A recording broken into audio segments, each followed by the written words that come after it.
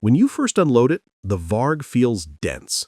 At roughly 260 pounds, 118 kilograms, it's heavier than a KTM 450 SXF on the stand. You feel that heft lifting it off the truck. But here's the magic trick. The second the wheels are turning, that weight vanishes.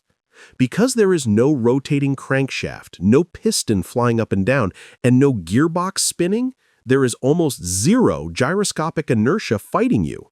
The bike tips into corners with the agility of a 125cc two-stroke. The build spec is undeniable. You get top-shelf KYB suspension, arguably the best stock suspension on the market, Brembo brakes, and a chassis that feels stiff but compliant. The dashboard is actually a ruggedized smartphone that Stark calls the Arkenstone. It locks into the bar pad and acts as your display, tuning tool, and GPS. It feels futuristic, though I do worry about smashing it on a rocky enduro tumble, despite Stark's durability claims.